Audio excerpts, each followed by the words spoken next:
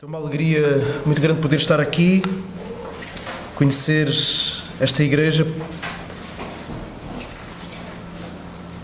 E eu trago saudações da igreja de Faro. E nós tivemos esta semana ali no Palhal, nossa família.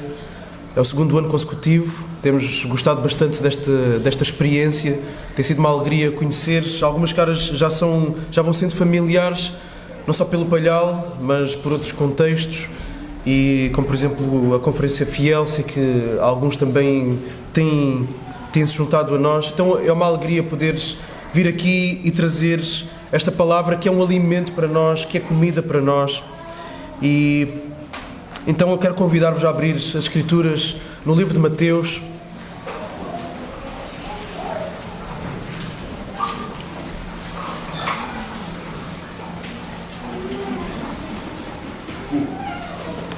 Livro de Mateus, e iremos olhar para uma parte do capítulo 25.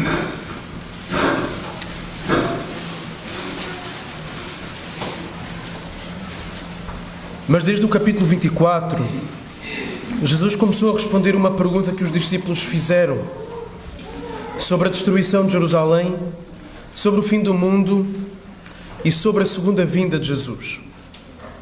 E a tónica de Jesus ao longo desse capítulo 24, e depois também no início do 25, nós iremos olhar para o final do capítulo 25, mas a tónica de Jesus, o grande ponto de Jesus, é a necessidade de se estar pronto para a sua segunda vinda, que pode acontecer em qualquer momento, pode acontecer em qualquer instante. Jesus deixa bem claro que será um momento absolutamente inesperado. Algo que, como ele próprio disse, nem ele mesmo sabe, que só o Pai sabe. E Jesus fala de sinais. Sinais que sempre estiveram presentes, numas alturas, em alguns lugares de forma mais intensa, noutros menos. Embora a tendência seja de existir um crescendo. E Jesus fala das dores de parto. Uma mulher, quando vai dar à luz, ela sente contrações. São dores, eu não sei como é que elas são, nem quero saber. Nem quero saber, a Thalita já passou 5 vezes por elas. Mas quem aqui é mãe sabe como são as contrações, são dolorosas. Mas nunca se sabe se aquela contração é a última. Se o bebê vai nascer a seguir, se aquela contração é a final e acabou e ficou fechado aquele ciclo e finalmente o bebê é carregado nas mãos. Da mesma forma, em relação a estes sinais, eles vão acontecendo, vão se intensificando até o momento em que Jesus voltará. O fator decisivo, no entanto, vemos em Mateus 24, o fator decisivo da vinda de Jesus é a proclamação do Evangelho a todas as nações. No momento em que o último eleito tiver se arrependido dos seus pecados, olhar para Jesus com fé, com esperança de salvação, então aí Jesus voltará. Nós não sabemos quando isso será, nós não sabemos, pode ser em qualquer momento. Daí a necessidade fundamental de nós nos encontrarmos vigilantes, despertos, preparados. E daí Jesus vai falar das virgens, a parábola das virgens. Sem também desperdiçar tempo, investindo, como aparece na parábola seguinte, no capítulo 25, no início do capítulo 25, encontramos a famosa parábola dos talentos. E nós muitas vezes falamos da parábola dos talentos esquecendo-nos de que ela está inserida neste contexto de conversa de Jesus para responder à pergunta de quando é que seria a sua segunda vinda, de quando é que seria a destruição de Jerusalém, de quando é que seria o fim de tudo. É nesse contexto que aparece a parábola dos talentos. Ou seja, Jesus deixa claro, um dia vamos ter que prestar contas de tudo aquilo que recebemos para usar para a glória de Deus.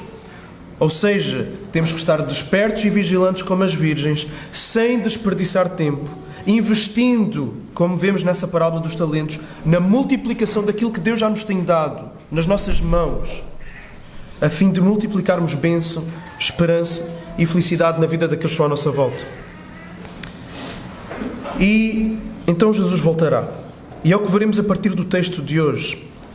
O que é que acontecerá a seguir a Jesus voltar? E o texto aqui já não é mais uma parábola. Tem algumas analogias, Mas aquilo que Jesus vai dizer é o que de facto vai acontecer. Não é uma parábola, é uma previsão, uma afirmação daquilo que será a realidade. Então, por favor, acompanhem-me na leitura de Mateus 25 e vamos ler para já do 31 ao 33.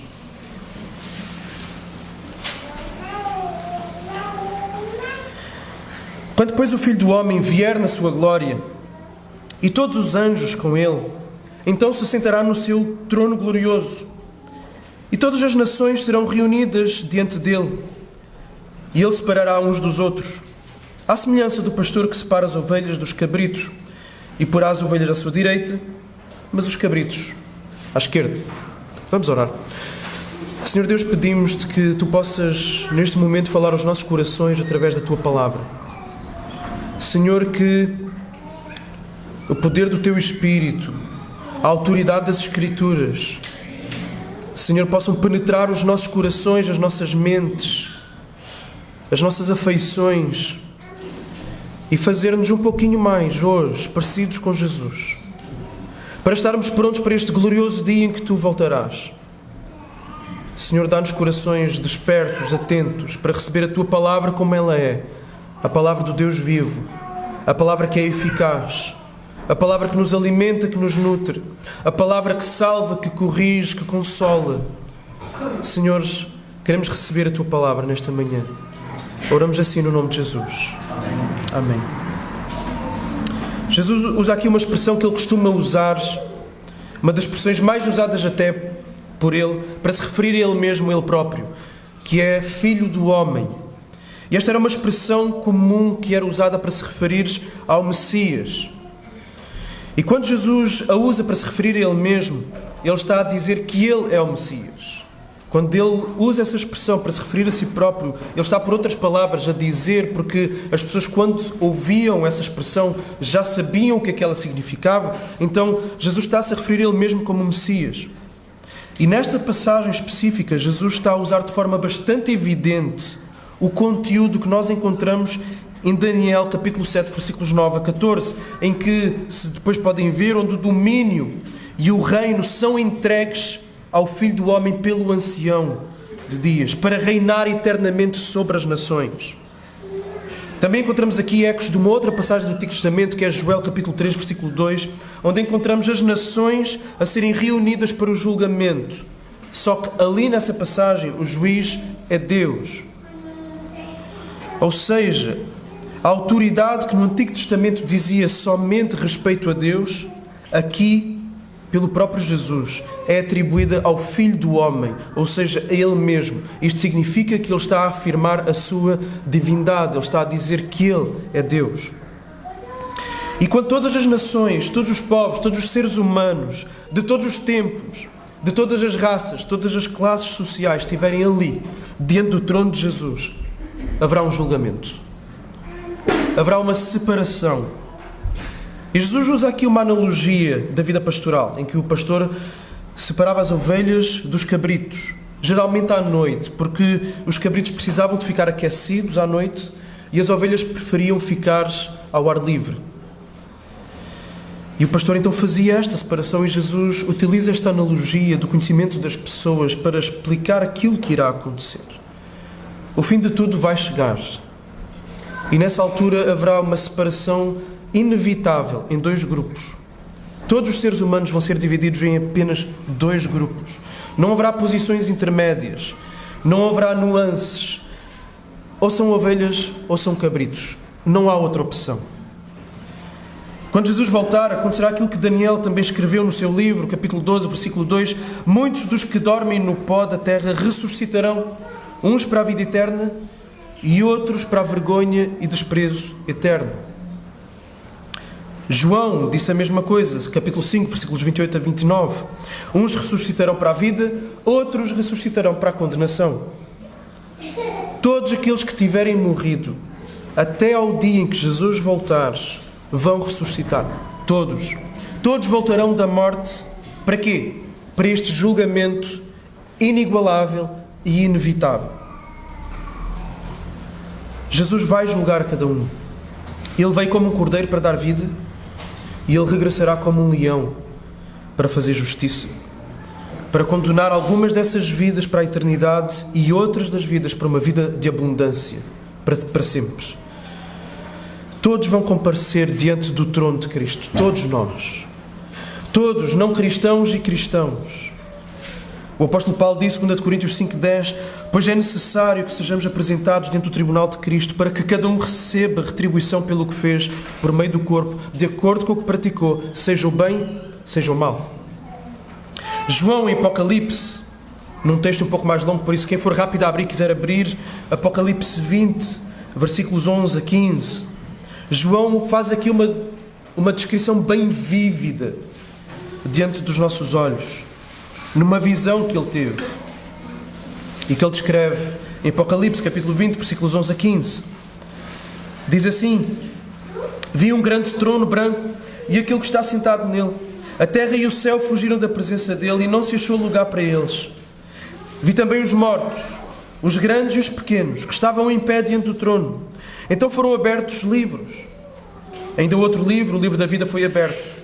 E os mortos foram julgados segundo as suas obras, conforme o que estava escrito nos livros. O mar entregou os mortos que neles estavam. A morte e o inferno entregaram os mortos que neles havia. E foram julgados, um por um, segundo as suas obras. Então a morte e o inferno foram lançados no lago de fogo. Esta é a segunda morte, o lago de fogo. E se alguém não foi inscrito no livro da vida, esse foi lançado no lago de fogo. Até aqui. O fim da realidade, como nós a conhecemos, terminará um dia. Terminará. Imaginem este cenário. Imaginem Jesus, o Filho do Homem, que julgará os filhos dos homens.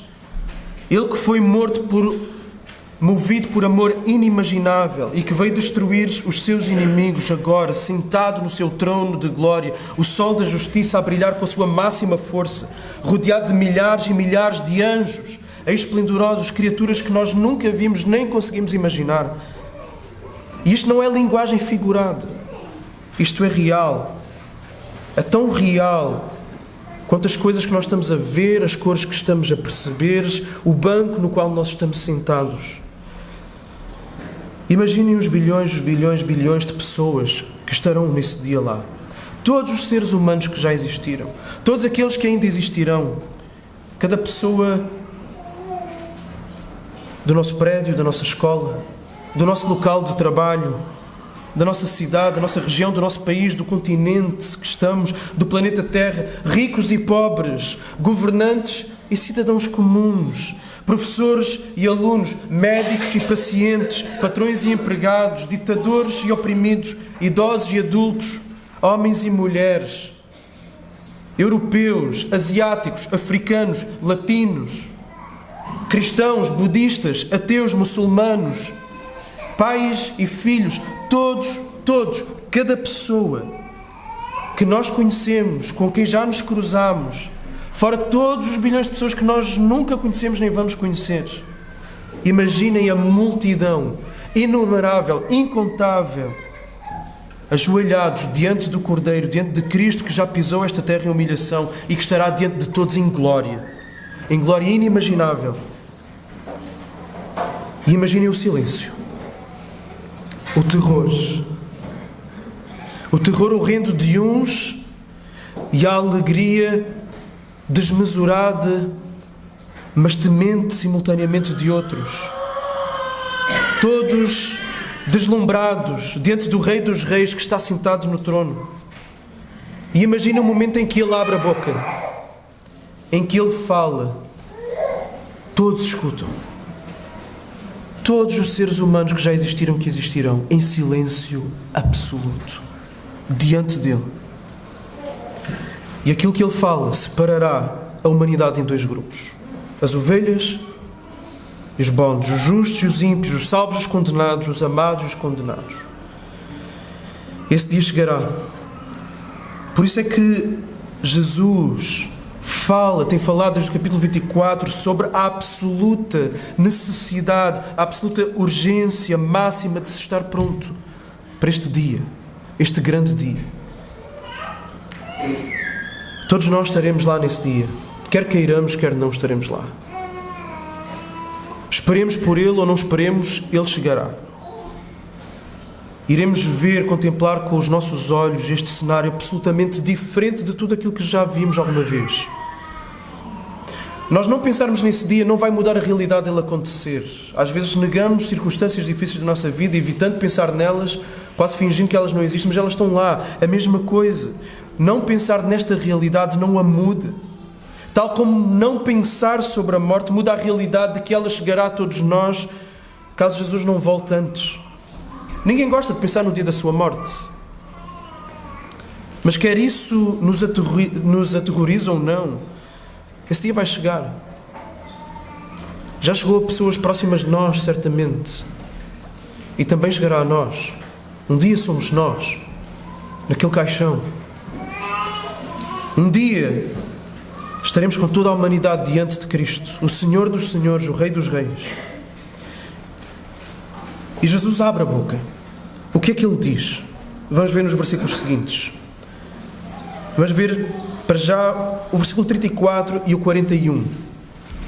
34 e 41. Diz assim o versículo 34. Então o rei dirá aos que estiverem à sua direita: vinde, benditos do meu Pai. Possuí por herança o reino que vos está preparado desde a fundação do mundo. E agora o 41. Então ele dirá também aos que estiverem à sua esquerda: malditos, afastai-vos de mim para o fogo eterno preparado para o diabo e os seus anjos.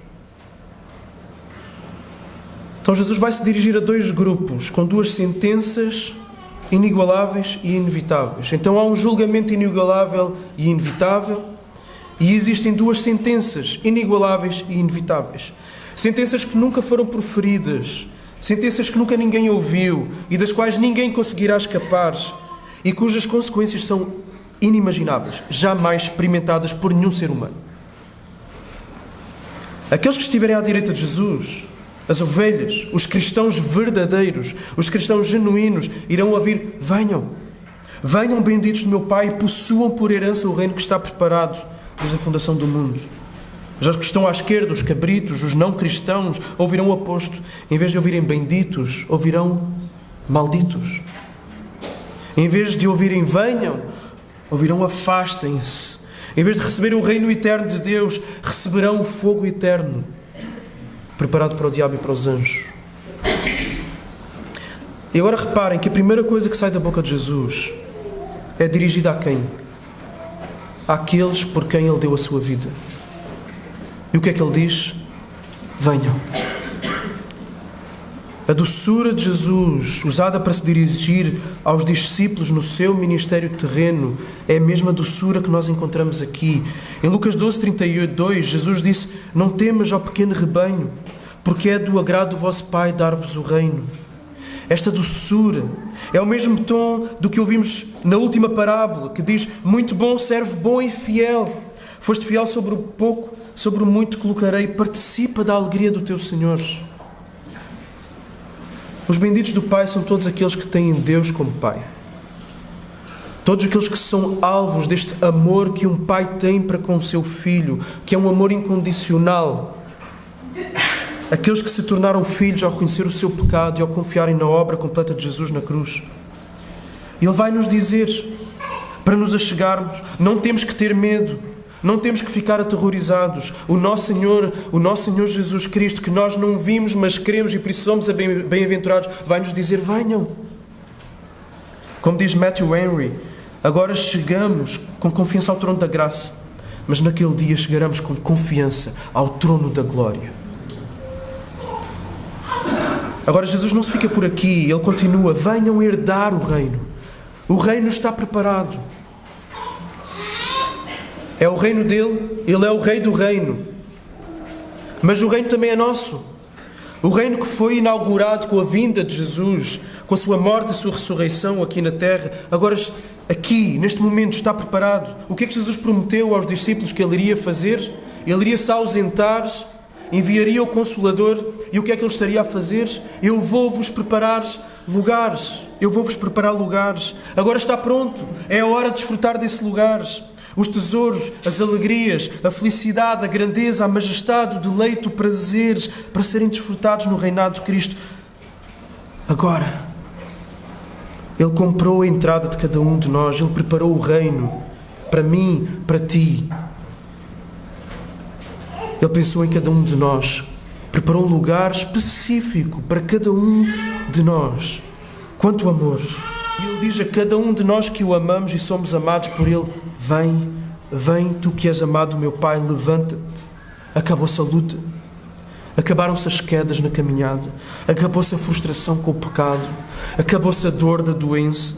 Acabaram-se as lágrimas das decepções, das frustrações. Acabou-se a cruz que tiveste que carregar. Acabou-se o cansaço, as traições, a luta espiritual, a luta dolorosa e exaustiva contra a carne. Vem, vem, acabou, vem. Vem a mim, bendito meu Pai, e finalmente desfruta deste banquete que eu preparei para ti. A alegria completa e plena que nós vamos experimentando em parte aqui. Em igreja. O quanto desfrutamos destes momentos em igreja. O prazer que temos em cantar e louvar a Deus. Como já foi aqui falado, ser um antegozo, uma antecâmara, uma amostra daquilo que é o céu. E experimentamos momentos doces com Deus, seja individualmente em casa, um momento de oração, seja num momento em igreja. E são apenas aperitivos. O banquete está a ser preparado. É esse dia que aguardamos. É por isso que nos sentimos tantas vezes desajustados daqui, como se não fôssemos daqui, com saudades de um lugar ainda onde não estivemos, mas que sentimos que é a nossa casa. É por isso que a Bíblia diz que somos peregrinos. Então, não nos entreguemos ao cansaço, não te entregues à dor, não te entregues à culpa, não te entregues à depressão, não te entregues ao pecado, à maldade, à indiferença. Não desistamos. As palavras que nós vamos ouvir e tudo o que vamos desfrutar faz valer a pena muito além daquilo que nós suportamos aqui nesta vida. Cada noite não dormida, todos os lutos, toda a injustiça, todo o sofrimento vai acabar. Por isso, ouçamos a promessa de Deus, junto com o mandamento, em Josué 1:9, que acredito que muitos aqui sabem de cor. Esforça-te e ser corajoso, tem coragem. Não tenhas medo, nem te assustes, porque o Senhor, o teu Deus, está contigo, por onde quer que andares. Isaías 41:9-11, tu és o meu servo, eu te escolhi, eu não te rejeitei. Não temas, porque eu estou contigo, não te assustes, porque eu sou o teu Deus, eu te fortaleço, ajudo e sustento com a minha mão direita fiel. Todos os que se revoltam contra ti serão envergonhados e frustrados, serão reduzidos a nada, e os que se opõem a ti perecerão. Agora, cuidado. Belas são estas palavras, mas cuidado, porque podemos ser, alguém aqui pode ser daqueles que não ouvirão estas palavras. Não ouvirão a bênção, mas sim a maldição. E essa é uma verdade bíblica da qual temos que falar também. Depois de todos os filhos de Deus, todos os milhares, milhões de filhos de Deus terem ouvido estas palavras maravilhosas, haverá as palavras dolorosas. Os malditos são quem? São todos aqueles que sofrerão a maldição, por isso são malditos. Vão sofrer a maldição por se recusarem a amar a Deus, a amarem ao próximo, por não encontrarem perdão e justificação em Cristo. Viveram longe de Deus nesta vida. Viveram e desfrutaram da graça comum de Deus, que é a graça comum de Deus, é as coisas boas que esta vida dá, que Deus dá a toda a gente, seja justo ou injusto. Deus faz nascer o sol sobre todos. Deus dá uma bela praia no Algarve para crente ou para descrente. Deus faz desfrutar de uma refeição boa para crente ou descrente. Deus faz uma mãe sorrir com um sorriso do filho, seja ela crente ou não crente. Deus dá essas bênçãos a todos. Faz chover sobre justos e injustos. Mas isso pesa ainda mais nesse dia, porque não reconheceram o seu Criador. Deus é amor e ao viverem longe dele, viverão falta de amores. Viverão tudo aquilo que é o oposto de Deus nas suas virtudes, nas suas... como por exemplo alegria. Estarão longe da alegria. Viverão tristeza eterna. Deus dá esperança, eles viverão longe destas bênçãos. Todas estas bênçãos de Deus viverão em desespero. Deus é luz, viverão em trevas. Deus é paz, viverão em angústia. O sofrimento será inimaginável, nós não temos noção do que é que será. Qualquer pior dor que nós já tenhamos passado nesta vida, nós sempre estamos em dor, em aflição. Imaginem, estamos no palhol, não sabemos de um filho, já procuramos por todo o lado, começa a dar aquela angústia. Agora imaginem o que é passar horas e horas e essa angústia não passa. E não passa, e não passa, e não passa. Vai ser assim. Uma angústia que não termina, que não tem alívio. Não tem alívio. Como se nos tivessem a arrancar a alma. Então, se não queres viver longe desta presença amorosa e favorável de Deus, destas bênçãos que Deus promete para a eternidade, aproxima-te dele por meio de Jesus. Hoje mesmo, olha para o Cordeiro antes que o vejas como um leão. Confia nele como Salvador antes que queiras fugir dele como juiz. Agora, porquê duas sentenças tão dispares? Porquê duas sentenças tão opostas, tão intensas e tão definitivas? O que faz uns ouvirem uma coisa e outros outra? A resposta está no resto da nossa passagem, que iremos ler então, do 34 ao 46. E diz assim: Então o rei dirá aos que estiverem à sua direita: Vinde, benditos do meu Pai, possuí por herança o reino que vos está preparado desde a fundação do mundo. Porque tive fome e me destes de comer, tive sede e me destes de beber, era estrangeiro e me acolhestes, precisei de roupas e me vestistes, estive doente e me visitastes, estava na prisão e fostes visitar-me. Então os justos lhe perguntarão: Senhor, quando te vimos com fome e te demos de comer, ou com sede e te demos de beber? Quando te vimos como estrangeiro e te acolhemos, ou precisando de roupas e te vestimos? Quando te vimos doente ou na prisão e fomos visitar-te? E o rei lhes responderá: Em verdade vos digo, que sempre que o fizestes a um destes meus irmãos, ainda que dos mais pequeninos, a mim o fizestes. Então ele dirá também aos que estiverem à sua esquerda: Malditos, afastai-vos de mim para o fogo eterno, preparado para o diabo e os seus anjos. Pois tive fome e não me destes de comer, tive sede, não me destes de beber, era estrangeiro e não me acolhestes, estive nu e não me vestistes, doente e na prisão e não me visitastes. Então eles também perguntarão: Senhor, quando vimos com fome ou com sede, ou estrangeiro ou sem roupas, ou doente ou na prisão, e não cuidámos de ti? E ele lhes responderá: Em verdade vos digo, que sempre que o deixastes de fazer a um destes mais pequeninos, deixastes de fazê-lo a mim. E eles irão para o castigo eterno, mas os justos irão para a vida eterna. Então, para ambos os grupos, Jesus afirmou o que foi que os levou a receberem a herança ou a maldição, uma sentença ou a outra. E o ponto aqui anda em torno da forma como Jesus foi tratado em necessidade, com fome, com sede, como estrangeiro, não tendo roupa, estando doente, estando preso. No entanto, a pergunta que ambos os grupos colocam tem a ver com quando é que lidaram com Jesus nesses termos. Jesus, quando é que estiveste assim? Quando é que te demos de comer? Quando? E Jesus responde que sempre que estiveram com um dos seus pequenos irmãos, um dos pequeninos, em necessidade, e agiram em misericórdia ou não, foi quando lidaram com ele dessa forma ou não. Ou seja, sempre que os justos agiram com compaixão com outros discípulos necessitados, famintos, sedentos, estrangeiros, sem roupa, doentes e presos, mataram a fome e a sede, hospedaram, vestiram, cuidaram, visitaram, foi o mesmo que fazerem ao próprio Jesus. E sempre que aqueles que agora estão a ser condenados se omitiram de agir com esta compaixão para com os irmãos de Jesus, agiram com falta de compaixão para com o próprio Jesus. Agora, isto levanta uma pergunta. Quer isto dizer que a salvação eterna depende das obras? Depende de agirmos em misericórdia ou não? A resposta é não. A salvação é operada totalmente por Cristo, ao dar a sua vida para ser condenado no lugar do pecador, ao viver a vida de perfeita obediência e justiça diante do Pai, e essa justiça é atribuída a todo aquele que nele crê. Essa pessoa é justificada, é declarada como justa, é salva. Agora, quem foi socorrido por Cristo desta maneira, vai socorrer quem está à sua volta. Faz parte da sua nova natureza. Quem foi unido a Cristo não está somente unido a Cristo. Está unido a quem? A todos os outros que também estão unidos a Cristo. É parte do corpo de Cristo. E como Paulo disse, se um membro sofre, todos sofrem com ele. É um corpo, membros uns dos outros.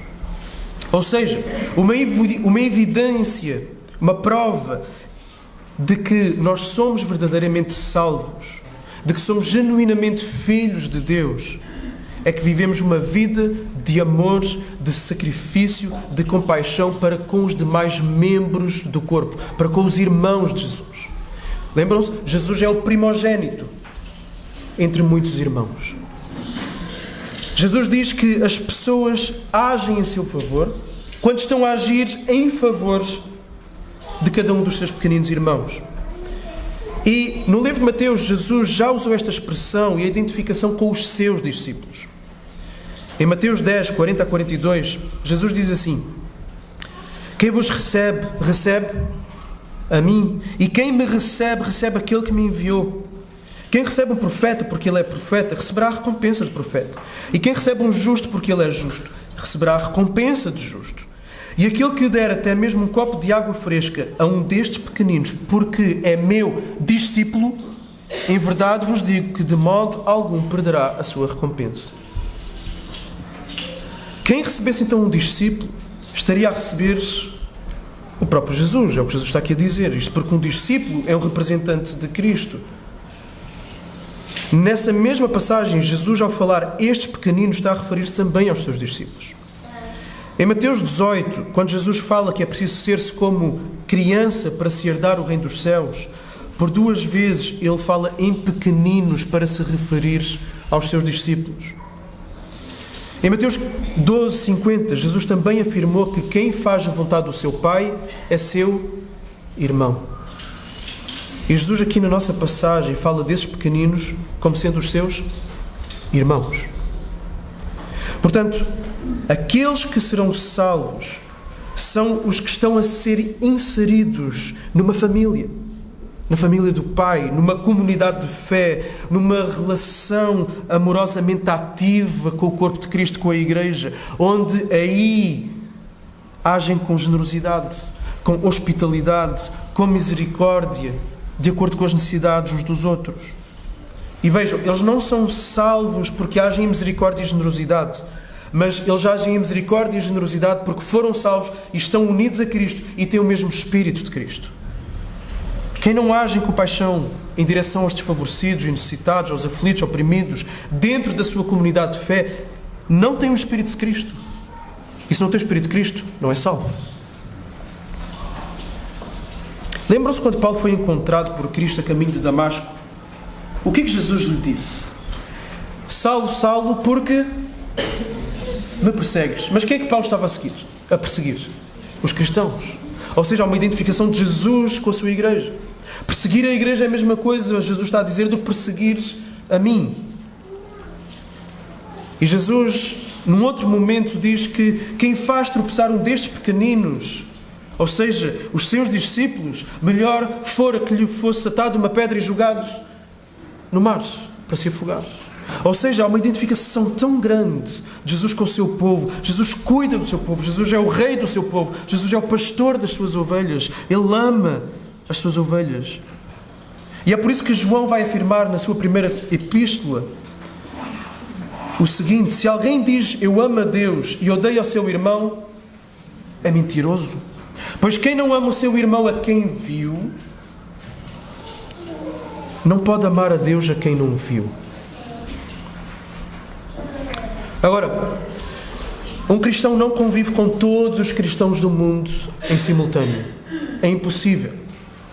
O cristão é membro da Igreja Universal, ou seja, os crentes de todos os lugares, de todos os tempos, todos aqueles que são unidos a Jesus pela fé.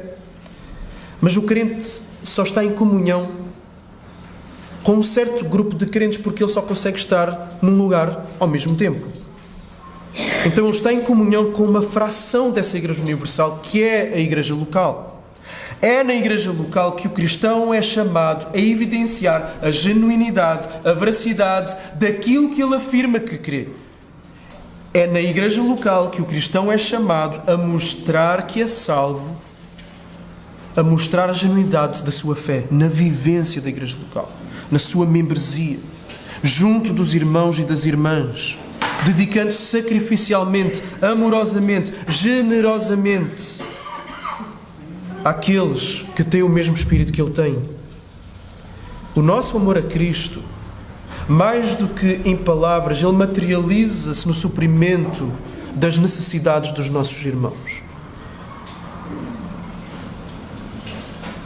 Agora, e os que não são da igreja, os pobres, vivos, estrangeiros, desfavorecidos, presos da sociedade geral, também devem ser alvo da nossa compaixão e misericórdia. As Escrituras estão repletas de exortações nesse sentido. Deus compadece de quem está em necessidade. Este é o Deus que as Escrituras apresentam. Provérbios, por exemplo, afirma: quem se compadece do pobre empresta ao Senhor e este lhe retribuirá em seu benefício. Provérbios 19, 17. Todo o ser humano deve ser alvo da generosidade, cuidado, compaixão, hospitalidade, socorro de quem foi alvo desta graça de Deus.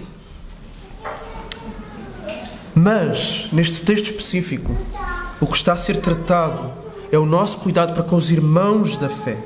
E esses devem ser o principal alvo do nosso cuidado. Por isso é que o apóstolo Paulo também fala um versículo que nós conhecemos certamente, a maioria de nós aqui.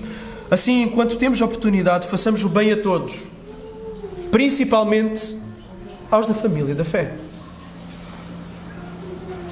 Calvino afirmou que existe um laço, existe uma ligação que liga todos aos filhos de Adão, mas que existe uma união ainda mais sagrada entre os filhos de Deus. E é facto. É facto. Não sei se já tiveram a oportunidade de viajar para outros lugares, seja dentro de Portugal ou fora, e encontrar-se com um cristão, um crente. A ligação é totalmente diferente.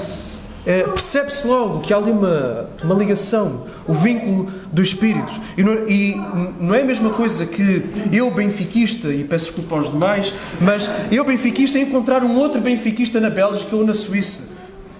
Podemos ter conversas sobre os jogadores, sobre o treinador, identificarmos com o mesmo clube e nos alegrarmos nas mesmas alegrias do nosso clube. Mas não é a mesma coisa, nem nunca será, do que encontrarmos alguém que ama Jesus e que segue Jesus. Há uma ligação. O mesmo Espírito habita em nós. A evidência da salvação que serve de base para esta sentença eterna de Jesus está baseada numa fé que se expressa, que se materializa, que se concretiza em obras sacrificiais de amor aos irmãos da fé, do cuidado mútuo. E são coisas que todos podem fazer. Não é preciso ser pastor, ou presbítero, ou ancião, ou diácono. Todos podem fazer. Dar de comer, dar de beber, dar de vestir, acolher, receber, visitar, cuidar. São atividades cotidianas.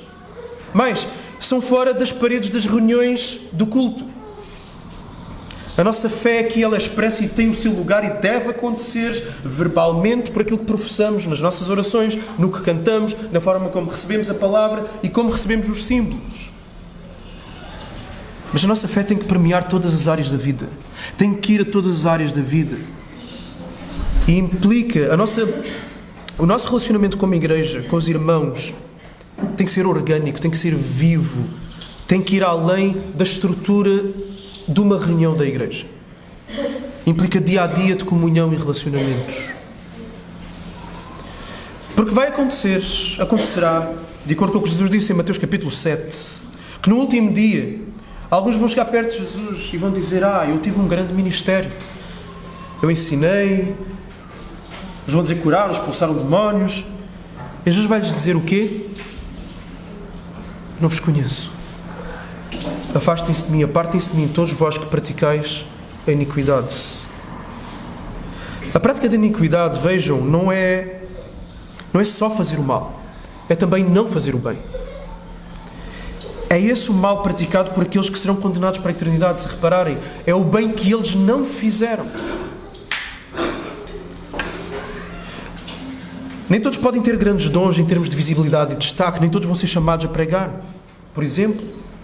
Mas todos os crentes, homens e mulheres, adultos, crianças, todos podem e devem ter ações de compaixão e de misericórdia, de cuidado, Todos são chamados a encarnar a vida dos outros, a ter empatia, a fazerem-se próximos, a amar.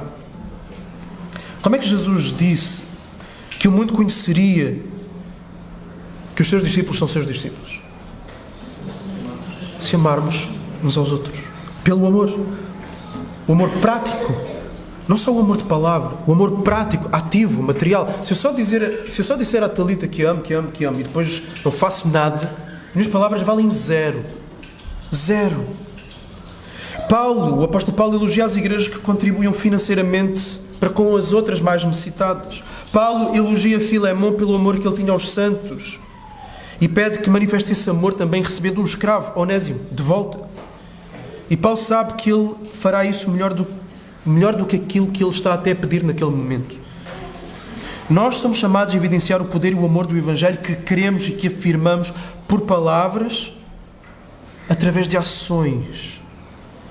Somos chamados a nos envolver na vida uns dos outros, da mesma forma que Jesus encarnou a nossa experiência, se fez como um de nós, se esvaziou a si mesmo para ser como um de nós, tomou a nossa experiência humana nas suas várias formas para nos redimir, para nos fazer com que estão à nossa volta, sofrer junto, viver as mesmas experiências, ao viver experiências ao lado delas, sermos participantes das suas dores a fim de trazer alívio, renovo, conforto, paz, alegria, força, encorajamento.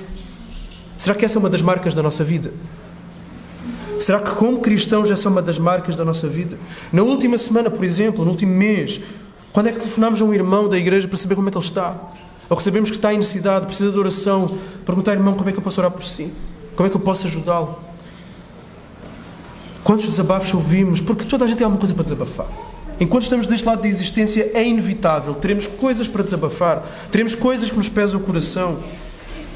Quando é que foi a última vez que abrimos a nossa casa para convidar alguém para vir almoçar connosco? Porque o lugar da mesa é um lugar onde comunhão prospera, conversas acontecem, vulnerabilidade vem. Foi assim que Jesus fez grande parte do seu ministério, foi à mesa. Por quem é que nós oramos?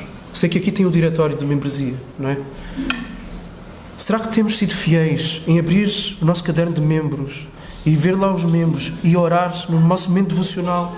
Temos o nosso momento com Deus, oramos pelas nossas necessidades, pelos nossos filhos, pelo nosso familiar que está doente. Será que temos orado pelos irmãos diariamente? A quem é que temos ajudado com recursos materiais? Os nossos recursos materiais que Deus nos dá não é só para ir passar férias no Algarve. É para ajudarmos os nossos irmãos que têm menos, que estão em necessidade. É por isso que na lógica do Reino de Deus não há espaço para o desigrejado, como se fala em alguns ambientes. Não há possibilidade mínima de se ter uma fé vivida só em casa, sem se estar radicalmente, comprometidamente envolvido na vida de outros irmãos. Agora, não dá para fazer isso se não houver proximidade. Se não houver intencionalidade em se construir amizades cristãs de discipulado para ajudar o outro a ser mais parecido com Jesus. Se não houver intencionalidade, isso não acontece. Só esperar que as coisas aconteçam, isso não é assim que funciona. Temos que ser intencionais, temos que ir em direção ao outro, ou fazer o outro vir em nossa direção. Jesus pergunta-nos hoje: tu me amas? Lembras-te dessa pergunta que Jesus fez a Pedro? Tu me amas? E nós vamos responder: sim, Senhor, tu sabes que eu te amo. Sempre que Pedro respondeu que amava Jesus, o Senhor disse-lhe sempre o quê? Cuida das minhas ovelhas. Ou seja, que o teu amor se materialize em cuidado por aqueles que são meus, pelas minhas ovelhas. Então, se nós cantamos, oramos e afirmamos que amamos a Cristo, temos que obrigatoriamente cuidar daqueles que amam a Cristo. A nossa igreja, com nomes concretos, com caras, com rostos, com vidas, com contextos. Então, lembremos do cenário de julgamento, a glória de Cristo, os milhares de anjos, os milhões e milhões e milhões e milhões de humanos, o silêncio, Jesus a falar e a dizer: tu não tiveste um compromisso de compaixão para comigo por meio de um compromisso radical de compaixão para com os meus pequeninos, para com os meus irmãos. Então que olhemos para os nossos irmãos como sendo o próprio Jesus. Olhemos para os estrangeiros que vêm à nossa igreja, porque há. Na nossa igreja, pelo menos lá em Faro, cada vez mais. Se calhar estamos com 40% já de estrangeiros. 2 culturas predominantes, portuguesa e brasileira. Olhemos para os estrangeiros e vejamos Jesus neles. Se afirmam a mesma fé, vejamos Jesus neles. Jesus, que Ele mesmo foi estrangeiro nesta terra, ao se esvaziar da sua glória celestial e vestir a nossa debilidade humana. Que olhemos para os pobres da nossa comunidade como se estivéssemos a olhar para Jesus, que não teve onde reclinar a cabeça. Que olhemos para as viúvas e os órfãos como se fosse o próprio Jesus, Ele mesmo abandonado pelos melhores amigos. Ele mesmo que disse: meu Deus, por que me desamparaste? Que olhemos para aqueles que choram e que se angustiam, como se fosse o próprio Jesus, que se angustiou ao querer ter os seus amigos por perto a vigiar e orar com Ele no jardim do Getsémani e eles adormecerem e não estarem com Ele no momento de maior dor dele. Eles não estiveram lá. Nos angustiamos com esses que se sentem isolados e sozinhos, na nossa comunidade também. Jesus está neles. É o mesmo que fazer por Jesus. Não, eu se fosse Pedro ou João ali, Tiago, naquela noite, nos disseram: não, eu estava ali pertinho de Jesus, ali, mesmo do lado, a orar com Ele. Jesus não me ia repreender por eu estar a dormir. Nós fazemos isso com os nossos irmãos e irmãs da comunidade. Basta vermos, geralmente, o número de pessoas que vão à reunião de oração. Se afirmamos que vemos Cristo nas Escrituras, então identificamos-nos com quem Ele se identifica e com quem Ele afirma fazer a sua morada. Essa é uma evidência que somos suas ovelhas e de que seremos chamados a entrar no gozo do Senhor para sempre. Jesus irá voltar. Jesus fala de sinais. Sobre este assunto pode haver muitas posições teológicas, escatológicas, mais assim ou mais assado. Jesus quer é o seguinte: nestes 2 capítulos que Jesus falou, 24 e 25, Jesus quer que nós estejamos prontos, vigilantes. Sabemos que Ele irá voltar quando o Evangelho chegar a todos, a todas as nações, quando o último eleito for salvo. Então devemos estar envolvidos, essa prontidão, essa vigilância deve ser canalizada para a proclamação do Evangelho, para a evangelização. E ao mesmo tempo, devemos, à luz do texto que vimos agora, cuidar daqueles que são a Igreja de Jesus, a edificação da Igreja. Ou seja, Jesus está a colocar diante de nós, vocês, cada um de nós, recebemos tempo, recursos, uma vida, saúde, dons, os filhos que temos, o cônjuge que temos, a igreja que temos, tudo isso recebemos da parte de Deus. O que é que vamos fazer? Enterrar ou vamos multiplicar? E esse é o ponto. Isso é que é estar pronto. É estar a proclamar o Evangelho para que Jesus venha e é estar a cuidar dos seus pequeninos, dos seus irmãos. É nisso que nós temos que estar focados.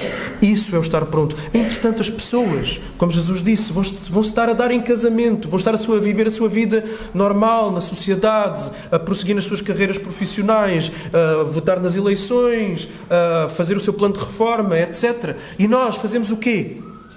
Nós estaremos a proclamar o Evangelho e a lutar pelo bem-estar dos pequeninos de Jesus, os nossos irmãos, e especificamente os da nossa igreja local, porque é com esses que nós temos um compromisso maior e primeiro. Então que estejamos prontos para esse dia em que Jesus voltar. Vamos orar.